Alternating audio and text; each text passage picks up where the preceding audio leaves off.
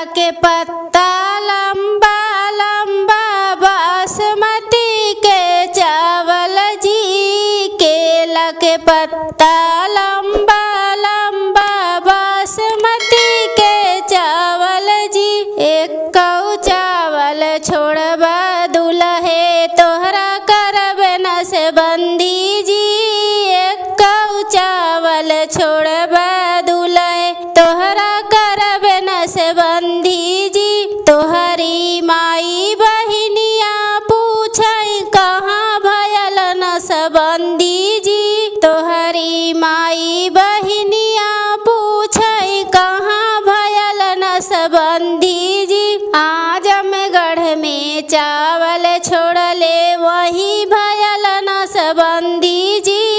आजमगढ़ में चावल छोड़ले वही भयल नसबंदी जी। केला के पत्ता लंबा लंबा बासमती के चावल जी। केला के पत्ता लंबा लंबा बासमती के चावल जी। एक कौ चावल छोड़बा समधी तोहरा करब नसबंदी जी। एक कौ चावल छोड़बा समधी तोहरा करब नसबंदी जी। तोहरी माई बहिनिया पूछई कहाँ भयल नसबंदी जी। तोहरी माई बहिनिया पूछई कहाँ भयल नसबंदी जी। आजमगढ़ में चावल छोड़े वही भयल नसबंदी जी। आजमगढ़ में चावल छोड़े वही भयल नसबंदी जी। केला के पत्ता लंबा लंबा बासमती के चावल जी। केला के पत्ता लंबा लंबा बासमती के चावल जी। एक कौ चावल छोड़बा बरतिया है तोहरा करब नसबंदी जी।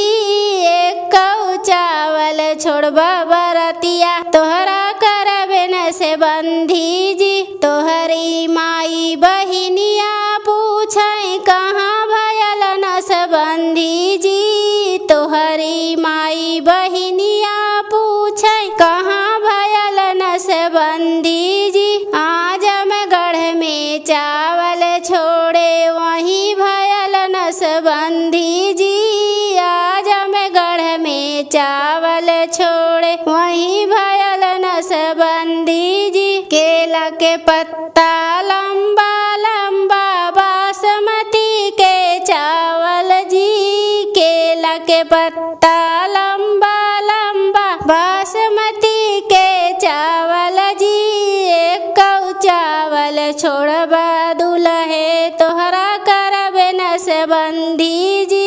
एक कौ चावल छोड़बा दुल्हे तोहरा करब नसबंदी